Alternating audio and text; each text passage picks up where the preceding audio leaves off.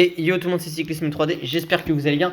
Moi ça va nickel, aujourd'hui on se retrouve pour une toute nouvelle vidéo sur la chaîne YouTube. Et comme vous l'avez vu au titre miniature, aujourd'hui on se retrouve pour la suite de la série sur notre Pro Team sur le jeu Tour de France 2025. Mais avant que la vidéo commence plus en détail, n'oubliez pas de vous abonner, d'activer la cloche de notification, de liker, partager, commenter et de venir me rejoindre sur Insta et sur TikTok, c'est Cyclisme 3D. Paul Sexas avait perdu assez rapidement énormément de barres bleues et on a pris seulement dans l'ascension précédente le gel bleu, sauf qu'on vient de craquer. Mais un groupe des favoris, ils sont plus que 13. Où d'ailleurs Gal est en difficulté, mais surtout on va récupérer un Jonas Vingegaard qui a été distancé. Donc mine de rien on fait une plutôt bonne opération générale, sachant qu'il n'y a plus de Simon Yates, il n'y a plus d'Adam Yates pour rouler, il n'y a plus de Arensman également. On a perdu dans ce peloton-ci également Wout van Aert pour la Visma Leaseback autour de Vingegaard. Donc vraiment on est certes en difficulté, mais c'est plutôt pas si mal que ça entre guillemets ce qu'on réalise pour le moment. Alors on va perdre le maillot de la montagne, hein, mais ça ne faisait aucun doute. Mais ce que je veux dire, c'est que pour le moment, on s'accroche et c'est plutôt bénéfique parce que on va toujours être bien placé au général, surtout qu'on était à une minute, hein, enfin avec 2 minutes d'avance sur Félix Gall, Chicone distancé. Il n'y a pas beaucoup de coureurs qui sont encore présents dans cette étape. Et en plus, on est en fin de première semaine. Paul Sexas est en bonne forme. Donc ça peut essayer de ça peut être une étape qui nous avantage. Col de la Croix Saint-Robert, c'est 5 km 500 à 6,1% de moi. Une montée qui va vraiment être difficile. L'échappée qui avait eu jusqu'à 8 minutes d'avance va bientôt être récupérée. C'est dur en ce qui concerne Florian Lipovic qui a été distancé également du groupe des favoris. Et les écarts font comme neige au soleil devant. Hein. On va récupérer Giulio Ciccone en ce qui nous concerne. Avec Paul Sexas, 18 ans seulement, vu qu'on est en première saison. On fait une sacrée étape. Valentin Madouas qui était dans l'échappée va être distancé du groupe des favoris. Richard Carapaz également. Ils sont plus que 10 hein, et David Gaudu qui va bientôt être distancé également, enfin récupéré. Après ils sont à peine une dizaine hein, dans le groupe des favoris pour le moment, hein, donc ça va y aller. Il y a encore Félix Gall pour nous, mais Félix Gall a du retard par rapport à Paul Sexas. On voit que Félix Gall est distancé à l'instant. Julien Philippe qui était dans l'échappée aussi et lâché. Richard Carapaz également, ils sont plus que 8 hein, parmi les favoris. Lenny Martinez fait partie de ce groupe-ci et ils viennent de recoller sur le groupe de tête. Après, on va peut-être en récupérer quelques-uns. On a récupéré Ciccone. Je sais pas si on aura les forces et les jambes aussi pour récupérer Florian Lipovic ou Valentin Madouas. En tout cas, là déjà, on est à l'arrêt. Ce qui va faire d'ailleurs que Ciccone va nous récupérer. Hein, parce qu'évidemment, nous, on perd beaucoup plus de temps qu'eux quand on est en défaillance. Allez, Ciccone va nous récupérer quasiment. Hop là. Voilà, il est revenu sur nous. Même si là, on vient de le redistancer. On va essayer de se mettre en régulateur, ce que je fais quasiment pas sur le TDF de cette année. Allez, on va essayer de monter à notre rythme jusqu'au sommet. Mais putain, mais ça fait 300 mètres, frère, la barre rouge. C'est une dinguerie, ça fait 300 mètres, la barre rouge. Là, j'ai peur qu'on soit en fringale constante. Hein. Les Remco Evenepoel qui passe en tête au sommet de cette dernière ascension, avec Lenny Martinez, notamment Joao Almeida, qui va être l'un de ses principaux rivaux, avec Primoz Roglic. Les hommes de tête plongent vers la station du Mont d'Or. Moins de 10 km encore pour eux. Est-ce qu'on va être capable de distancer Giulio Ciccone? Je l'espère. On a perdu plus de 2 minutes 30, hein, quasiment depuis qu'on a été... j'ai dire mis en difficulté, en tout cas depuis qu'on a eu notre première défaillance. Allez, on va essayer de lâcher Ciccone. Ça va être difficile devant. On a vu un Florian Lipovic, il y a le groupe Alaphilippe avec notamment Valentin Madouas, Félix Gall aussi, hein, qui est un peu moins d'une minute devant. On va récupérer un petit peu de temps à Jonas Vingegaard qui finalement ne s'écrase pas tant que ça. Jonas Vingegaard, il est surtout malade, il est pas en forme le Jonas. Lorsque les coureurs atteindront la station du Mont d'Or, il leur Ouais, ça va être très difficile hein, ce final-ci. On va essayer de récupérer un petit peu de barre bleue, même si ce sera compliqué hein, dans la descente. On va prendre 10 minutes ce soir à tous les coups. Après 10 minutes, mais on est aux portes du top 15, hein, donc bon. Si tu regardes devant, ouais, un peu moins de 2 minutes devant, il y a Félix Gall aussi, qui est notre coéquipier qui va finalement limite être devant nous ce soir au classement général, Félix Gall. Alors Félix Gall, il faudra voir ce qu'il est capable de donner, bien évidemment. Il est censé être meilleur grimpeur que Paul Sexas. On verra d'ailleurs si Paul Sexas, bon, je pense qu'il reculera un peu au général, mais les écarts étaient assez immenses. Hein. Il faut bien le signaler, ils sont plus que 7 dans le groupe de devant d'ailleurs, dont David Gaudu, il me semble. Ah, quoique. On verra ça tout à l'heure, hop là. Bon, on va juste demander devant à Gall s'il peut pourquoi pas continuer à rouler à 100, ce serait plutôt sympathique de sa part.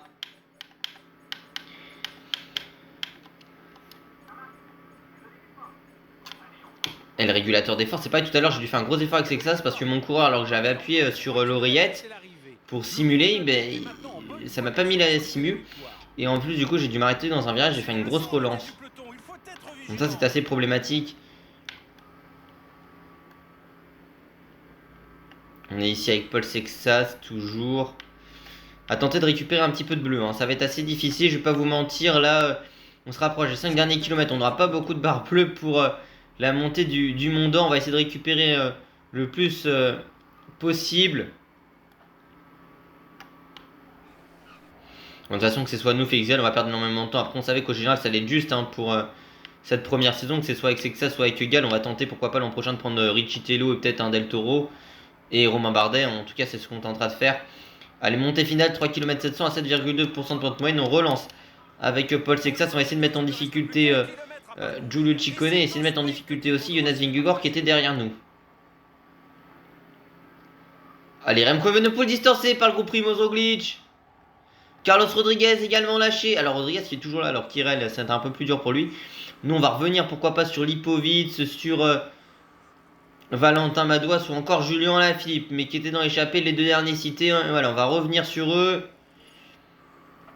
Victoire d'Henrik Mas qui s'impose devant Ben O'Connor. Roglic, Almeida, ça a été difficile hein, pour Remco Evenepoel qui a potentiellement en tout cas montré certaines limites. Alors est-ce qu'il va perdre son maillot jaune ce soir? Je ne sais pas encore.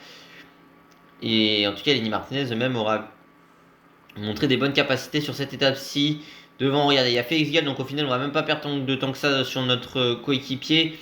On a lâché Valentin Madouas, on est toujours avec Julien et avec Florian Lipovic. Voilà, on récupère Félix Gall, ce qui est plutôt pas mal. Ciccone et Vingegaard vont être à plus d'une minute de nous aussi, donc ça c'est plutôt bien. On pourra même passer devant Jonas Vingegaard ce soir. On va même laisser quelques cours assez longs en termes de menaces de nous. Voilà, Félix Gall qui a récupéré un peu d'énergie, qui va pouvoir essayer de faire un gros relais, mais il va être derrière nous encore ce soir, Félix. Après une première dizaine d'étapes qui aura été très éreintante, une journée de repos qui sera bien méritée avant l'étape de Toulouse ainsi que celle d'Otakam qui vont être encore des étapes très difficiles. On va pas se leurrer, au final je pensais qu'on allait perdre 10 minutes tout à l'heure. J'étais un peu ambitieux, hein. On va quand même en perdre plus de 7. Hein. Après c'est sur les hommes de tête, hein. Avec Sexas nous on joue pas réellement le podium, hein, loin de là. Vous savez qu'on n'a jamais réussi à gagner d'ailleurs jusqu'ici le tour en temps réel. Hein. Le mieux qu'on a dû faire, ça doit être le podium sur les deux derniers. On va faire une belle 15e place ce soir. Avec Paul Sexas, on va être derrière Julien Alaphilippe, mais ce sera quand même un plutôt bon résultat que l'on va faire ici. On finit juste devant Gall, devant Vingegaard, devant Ciccone qui seront des adversaires pour nous au général. Après, Félix Gall était en mauvaise forme. C'est vrai que j'aurais pu gérer Gall à la place de Sexas, mais bon, Sexas étant donné que c'était le mieux placé notre équipe au général et qui était en bonne forme, je pensais qu'on pouvait un peu tenter de faire quelque chose. Après, on perd pas mal de temps en général. Ça aussi, ce sera quelque chose. Et puis, Gall déjà est tombé en début de Tour de France. Mais vu que Sexas va perdre pas mal de temps en général, il pourra pourquoi pas tenter de prendre une ou deux échappées hein, dans les prochaines étapes. Je pense notamment au Otakam ou à Luchon Super Bannière, sachant qu'il y a encore un chrono qui va arriver, un chrono qui va être difficile, on risque de perdre du temps. Enfin, en tout cas, on va perdre du temps sur le chrono. Après, c'est un Tour de France qui reste ouvert pour le général, hein, parce qu'on a vu Vingegaard qui est malade, pas de Pogacar, donc on a un duel entre Remco Evenepoel, Primoz Roglic. Il y a un Lenny Martinez qui est loin, mais qui a montré qu'il avait du répondant en montagne. Et c'est la même chose aussi, hein, on a d'autres corps qui ont du répondant en montagne, à l'image de Ben O'Connor qu'on a pu voir aujourd'hui, ou que le vainqueur de cette étape Henrik Mas, on a vu que c'était un peu plus compliqué pour Carlos Rodriguez, mais on est présent pour le moment pour la bataille au classement général, même si on est assez loin, on n'est pas tant lâché que ça, entre guillemets, par rapport à ce qu'on aurait pu attendre. Henrik Mas qui s'impose, le jaune toujours pour Remco Evenepoel, le vert pour Philipsen, le maillot blanc, poids rouge pour David Gaudu, qui reste sur les épaules d'un corps français, et c'est Remco Evenepoel qui prend le maillot, enfin qui garde le maillot blanc, et du coup Lenny Martinez, je pense, Lenny Martinez c'est sûr qu'il va passer devant nous.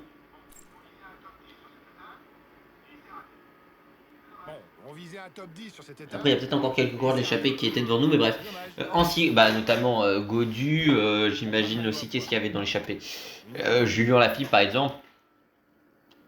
Allez, en tout cas, Henrik Mas, l'espagnol de la Movistar Team, qui s'impose en 4h, 15 minutes et 49 secondes avec 10 secondes de bonification pour lui. Du côté du classement général, En 37h33 minutes et 16 secondes, c'est Remco Evenepoel, le belge de la Soudal Quick-Step. Du côté du classement, du bien grimpeur.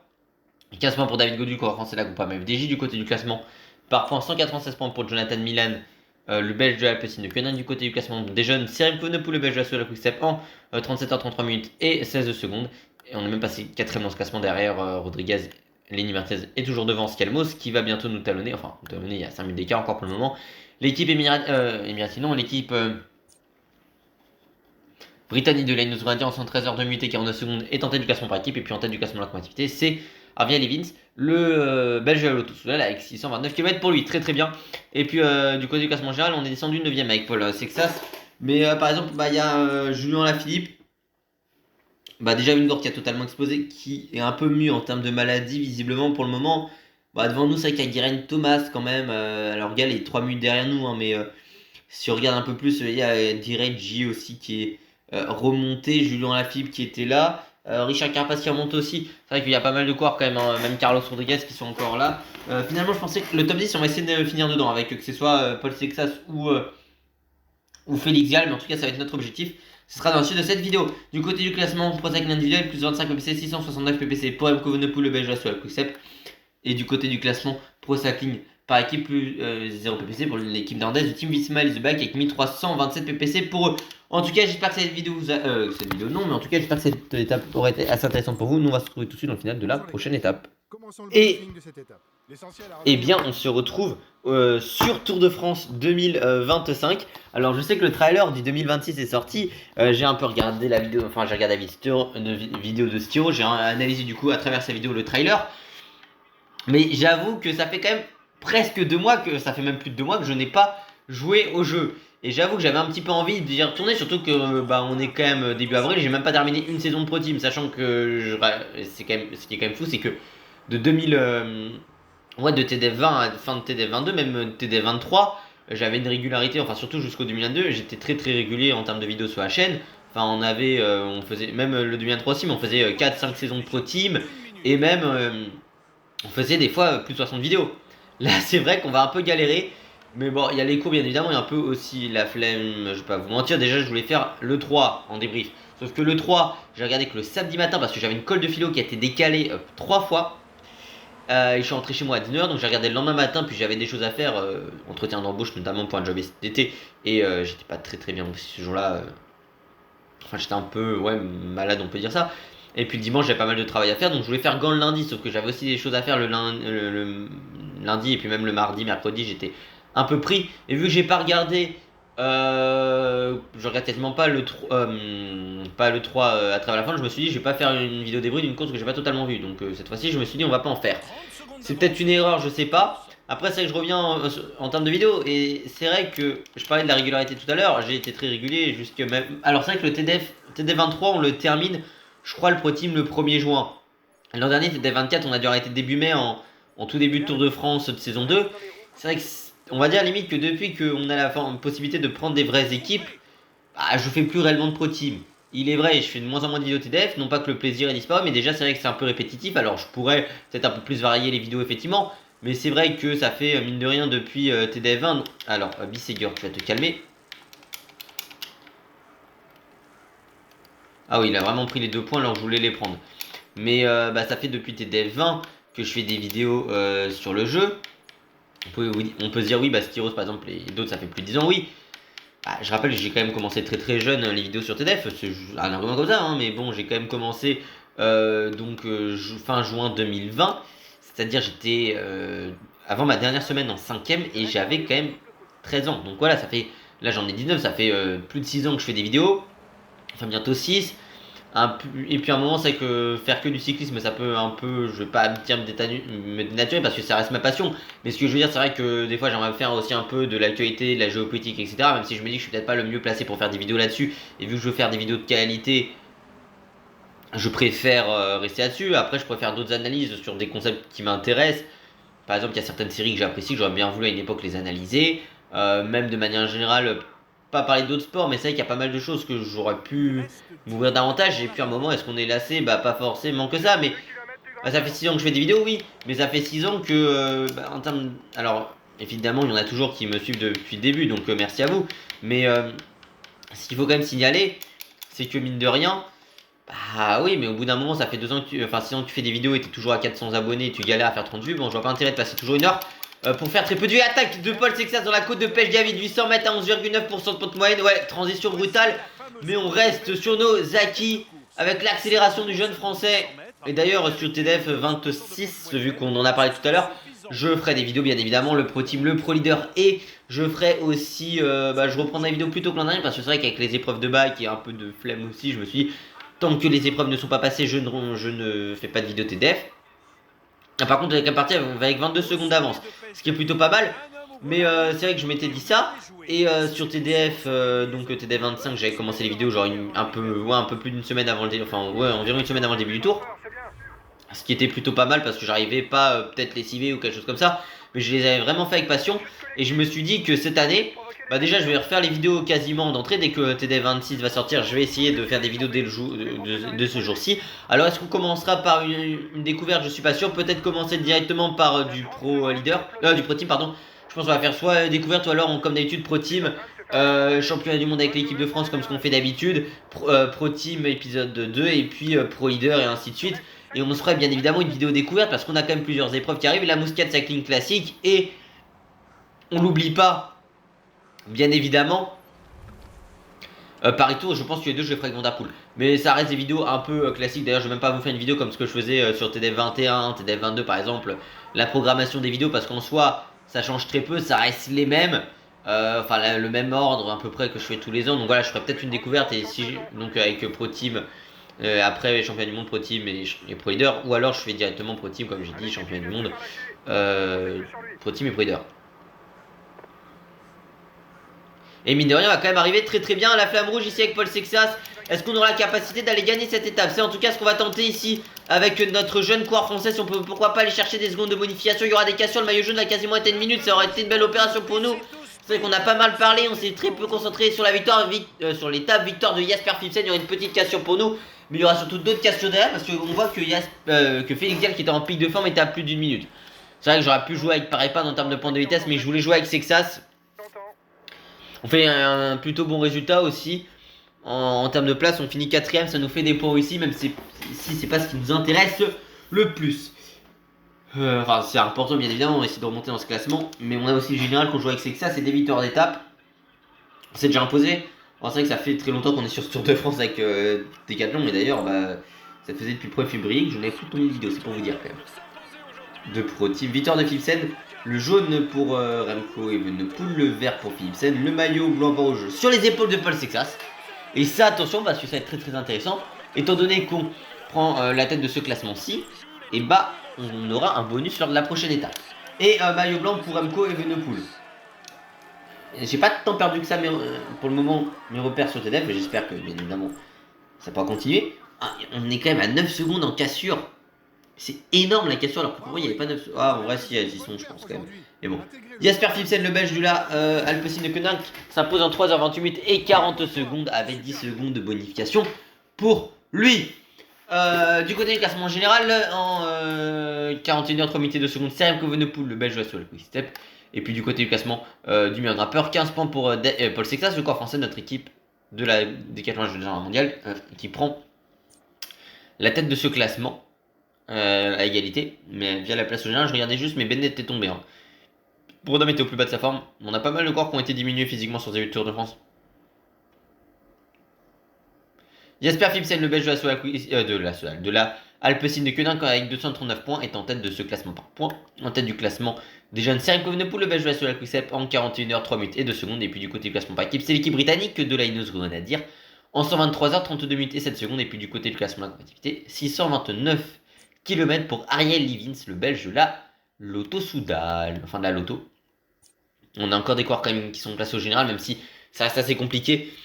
Plusieurs PPC, 669 PPC pour Remco Evenepoel, le belge de la Quick-Step. Après, c'est vrai qu'on récupère une minute au peloton, ce qui est plutôt pas mal. Et du côté du classement Pro Cycling, par équipe, plus 0 PPC, 1327 PPC pour l'équipe néerlandaise du team Visma Lease Bike. En tout cas, je pense qu'on va essayer de se faire une vidéo, pourquoi pas même demain, je sais pas, mais en tout cas, on va essayer de se terminer dès la semaine prochaine ce Tour de France avec la Decathlon. Et après, je reprendrai le Pro Leader 2 mois après aussi, mais comme ça, on fera le Pro Leader une semaine, on fera plusieurs vidéos, je pense, le retour. Et après, on fera le retour pro team, par exemple, et ainsi, et Open Tour, puis Open Tour et Lombardie champion du monde dans les deux courses. Hoche Otakam, 12e étape et première étape pyrénéenne. En tout cas, ça me fait très plaisir d'être de retour sur TDF. Vous pouvez pas savoir comment ça fait du bien de revenir un peu à nos fondamentaux. Allez, à tout de suite. Même si c'est vrai qu'aussi, j'en parlerai, une autre chose que je vais évoquer juste après par rapport aux courses cyclistes et aux commentaires aussi. Enfin, même, je peux continuer dès maintenant. C'est vrai qu'aujourd'hui, la plupart du temps, quand je fais des cours, quand je regarde des compétitions, je fais avant tout mes commentaires. Parce que vous savez que j'aimerais bien être commentateur sportif en cyclisme. Et du coup, forcément, déjà, je prends pas de notes. Mais vu que je fais des commentaires, etc., ça dénature peut-être un peu du débrief ou même des vidéos TDF aussi, ce qui peuvent me.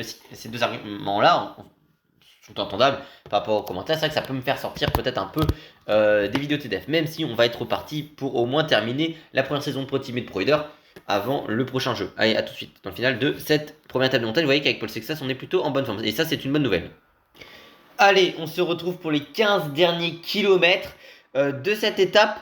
Alors, on est quand même passé en tête avec Aurélien Paré-Peintre de la première ascension du jour, qui était tout simplement le col du Soulor. Et on est passé, oui, c'est Soulor, et on est passé en deuxième position au sommet. Attendez, j'ai oublié les ascensions, c'est terrible. Non, mais on est passé en tête en deuxième position, oui, au sommet de la deuxième ascension de la journée. J'ai oublié, vous allez rire. C'est pas les borders. Attendez. Je reviens tout de suite. Non, j'ai un doute complet. C'est une dinguerie. Et effectivement, c'était bien le col des borders. Donc, je m'étais pas trompé en théorie. Donc, on est dans cette ascension. En tout cas, on va être dans les premiers contreforts de cette ascension en direction d'Otakam. Et vous voyez qu'on a plus de 10 minutes 30 d'avance. Moi-même, j'en suis surpris par rapport au peloton, ce qui est plutôt pas mal. Un peloton où j'ai l'impression qu'il ne s'est pas passé tant de choses que ça depuis tout à l'heure. Même si on regarde, on était une échappée de 27 au début d'étape. Là, ils sont encore 50 dans le peloton. Nous, c'est plutôt pas mal parce qu'on a un Aurélien Paré-Peintre qui est en forme classique, mais qui peut se faire épauler par un Nicolas Prodhomme, vainqueur d'étape sur le Giro IRL l'an dernier, qui va essayer de nous accompagner. Donc on va se faire cette ascension au complet. On va entamer Otakam ensemble. On a quand même du Landin, du Dereji qui sont là, Johannessen, il y avait Del Toro qui était présent tout à l'heure, Julien Philippe et Simonet sont lâchés.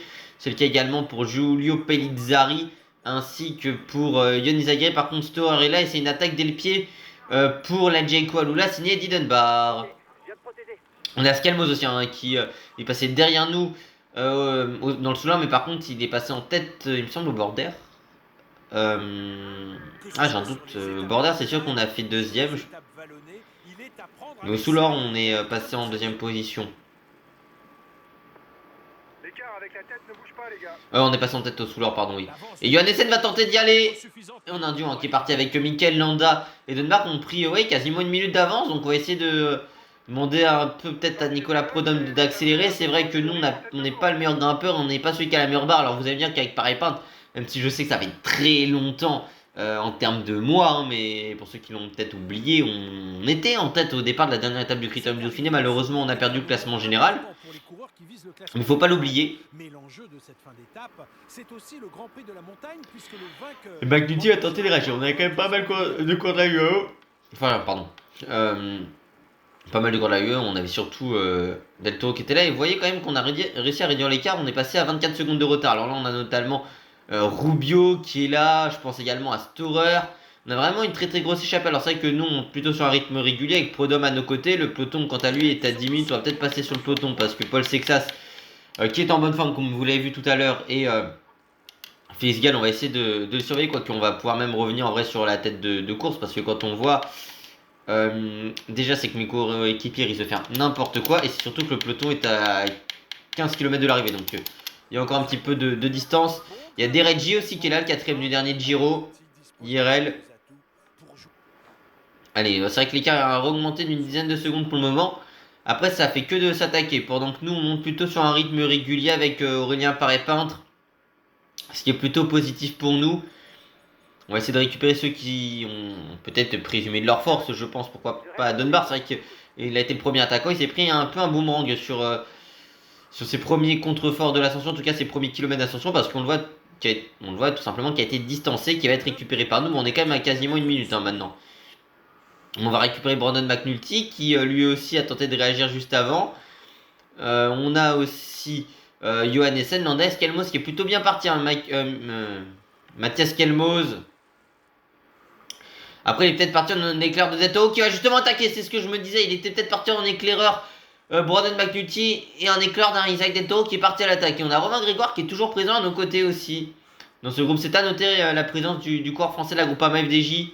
On va essayer de s'appuyer là avec Nicolas Prodhomme s'il peut nous amener. Oh, attention, là on a un peu mal géré notre virage.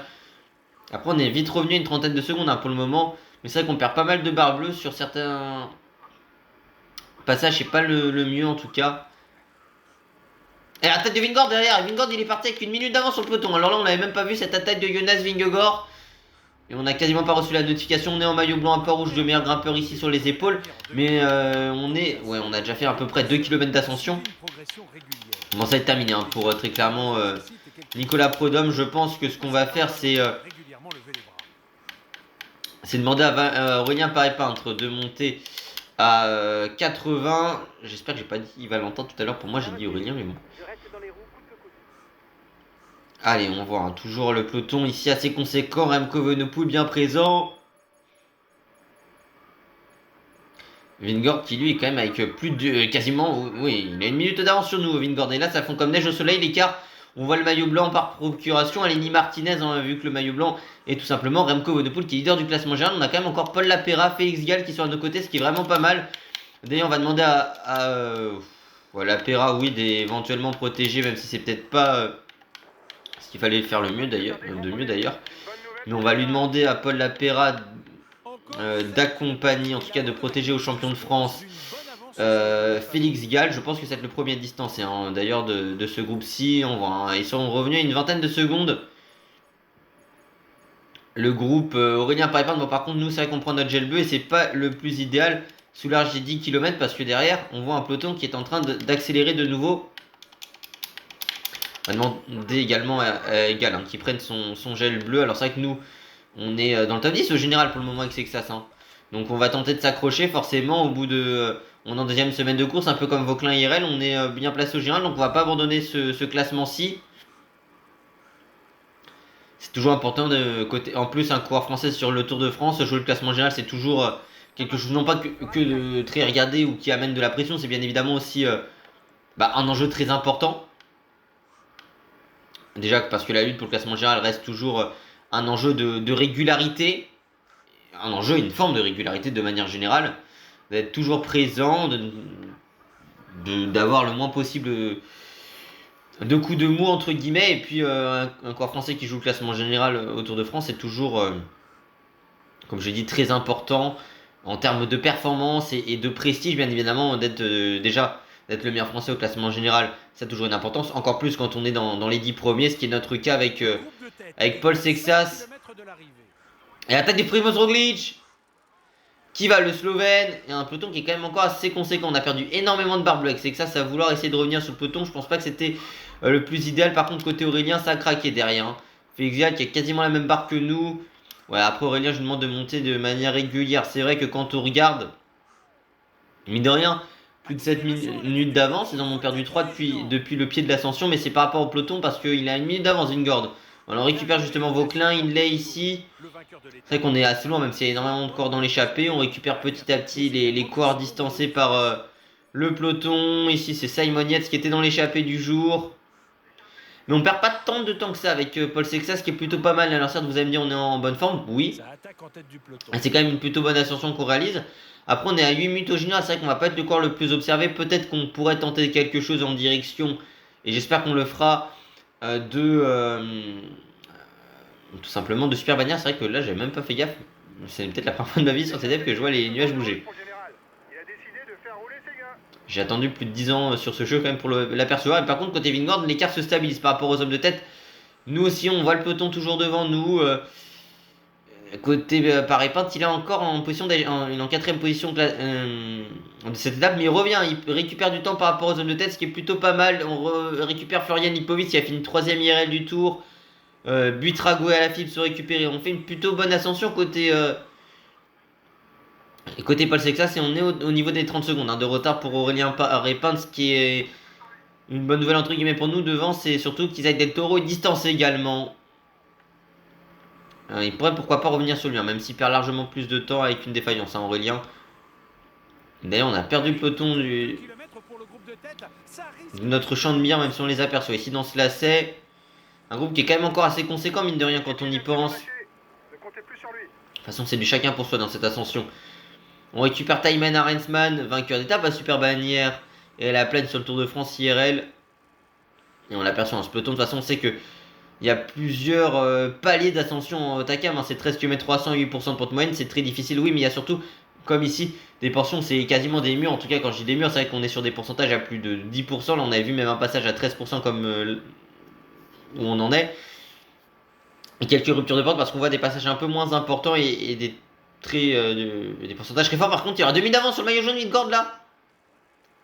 Il est en train de réaliser une sacrée ascension quand même, Jonas Vingegaard. Au niveau de Richard Carapace qui nous menaçait au classement général, donc c'est plutôt pas mal. Avec Paul Sexas, on va récupérer Dunbar. Non, pas Dunbar. Philippe Ozana, victoire de Mathias Kelmos devant. Aurélien va quand même aller chercher une 4ème place à l'arrivée, ce qui est plutôt une belle performance pour lui, sachant qu'il était qu'en forme classique. On va récupérer Nicolas Prudhomme. D'ailleurs, Félix Gall va s'accrocher avec les coureurs qui nous devancent avec le peloton. On a une minute de retard sur le peloton, mais il y a quand même Roglic qui a tenté d'y aller. Ils sont plus que 7 dans le peloton. Enfin, dans le groupe maillot jaune, d'ailleurs, aux côtés de Remco Evenepoel qu'on aperçoit en face. On va essayer de remettre un petit peu ici avec Paul Sexas pour limiter les écarts et notre retard sur nos principaux adversaires au classement général.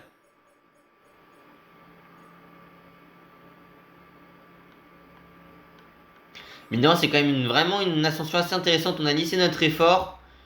Et ce qui va nous permettre de revenir ici sur Tiberi. Également, ça va être le cas sur Adam Yates. C'est peut-être... non, je pense pas que ce soit le Meda qu'on voit devant. En dossard 4 pour la UAE. Non, c'est McNulty qui était dans l'échappée tout à l'heure. Je pense qu'il a dû attendre son leader. Remco Evenepoel qui va finir quand même assez loin de Jonas Vingegaard. Ce sera noté avec Primoz Roglic. Il sera quand même revenu sur le Slovène. Dans le final de cette étape, non, Almeida finit avec Lenny, avec Carlos Rodriguez, on a fait une belle étape. Henrik Mas, Ben O'Connor, et nous on va finir pas très loin de Félix Gall et au niveau de Geraint Thomas. On n'est pas très loin, bon, on va finir 21ème au sommet d'Otakam. À 2 minutes du maillot jaune, c'est vrai que c'était peut-être pas on a fait une ascension assez compliquée de manière générale avec Paul Sexas parce que c'est vrai qu'on a été lâché assez tôt. Mine de rien, on craque dans les derniers hectomètres, on a essayé de monter à notre rythme. On était en bonne forme, donc ce qui est plutôt pas mal, mais c'est vrai que si on regarde un Félix Gall par exemple, qui lui était en forme classique, mais surtout qui a fait toute l'ascension avec le bouton, finit quasiment de notre niveau. Est-ce qu'on aurait pu s'accrocher plus et limiter les dégâts par rapport les écarts par rapport à nos autres adversaires, c'est une possibilité. Après, au classement général, on avait quand même 2 minutes d'avance sur Carapace, avec qui on reprend encore du temps aujourd'hui, donc c'est plutôt bénéfique pour le top 10, même s'il y avait beaucoup de coureurs, effectivement, dans l'échappée, qui auraient pu nous menacer. Du côté de la victoire d'étape, si on regarde, ça va être sur le podium, tout simplement la victoire de Mathias Kelmos, qui était très fort aujourd'hui, qui nous récupère le maillot à poids, et ça, c'est pas une très très bonne nouvelle. Remco Evenepoel prend le maillot jaune, le maillot vert pour Jasper Philipsen, le maillot blanc pas rouge pour Mathias Kelmos et le maillot blanc sur les épaules de Remco Evenepoel, toujours le belge. Et il n'y a pas de Pogacar aussi sur ce Tour de France. C'est vrai que j'ai quasiment complètement oublié cela, mais pas de Pogacar, ça aussi c'est une importance. Victoire en 438 minutes et 44 secondes avec 10 secondes de communication de Mathias Kelmos, Jensen, le Danois de la Ligue de Trek. Mathias Kelmos qui s'impose. Du côté le Danois de la Lidl Trek, mais surtout du côté du classement général, c'est Remco Evenepoel, le belge sur le Quick Step en 45 heures, 47 minutes et 17 secondes qui est en tête du classement général. Ah oui, on perd des places. Mais on perd des places par rapport à qui? Par rapport à Kelmos qui revient dans le top 10. Après, on a une minute d'un Geraint Thomas avec qui on a imité les dégâts. Mais on a également Jonas Vingegaard devant nous. Donc, ce qui est vraiment pas l'idéal. Vingord, on sait que même s'il j'avoue qu'il a fait une sacrée étape parce qu'il a récupéré plus d'une minute à Remco alors qu'il était malade, c'était vraiment très très solide ce qu'il a pu réaliser. Nous on a perdu du temps, même si je pense que Skelmos et Kuga Thomas on peut éventuellement les récupérer. Viser plus haut que la 8ème place, ça va être compliqué pour nous. Et enfin, 8ème place, j'ai envie de dire 9ème, hein, parce que mine de rien, Vingord est à notre niveau. Donc bon, c'est assez compliqué. Du côté du classement numéro grimpeur, 42 points pour Mathias Kelmoz, le Danois de la Lidl Trek. Mais on va tenter de partir dans l'échappée bientôt. Quoi qu'on a toujours Aurélien Parapinte pour ce maillot. Du côté du classement par points, 239 points pour Jesper Philipsen, le Belge de la de la Alpecin de Koninck. Du côté du classement jeune, en 45 heures, 47 minutes et 17 secondes, Sam Evenepoel, le Belge de la Solar Quick-Step. Du côté du classement par équipe, c'est l'équipe britannique de la Ineos Grenadier en 137 heures, 54 minutes et 44 secondes. Et puis du côté du classement par activité, 629 km pour Ariel Evans, le Belge de la Lotto. Et puis ouais, Félix qui garde sa place au général. Du côté du classement pro cycling individuel, plus 0 PPC, 669 PPC pour Remco Evenepoel, le Belge de la Solar Quick-Step. Du côté du classement pro cycling par équipe, plus 0 PPC, 1347 PPC pour l'équipe nandaise du team Visma Leasebike. Et puis en tout cas, j'espère que cette vidéo vous aura plu. Si c'est le cas, n'oubliez pas de vous abonner, d'activer la cloche de notification, liker, partager, commenter et de venir me rejoindre sur Insta et sur TikTok, c'est Cyclisme 3D. Pour tout bien, à la prochaine. Ciao ciao.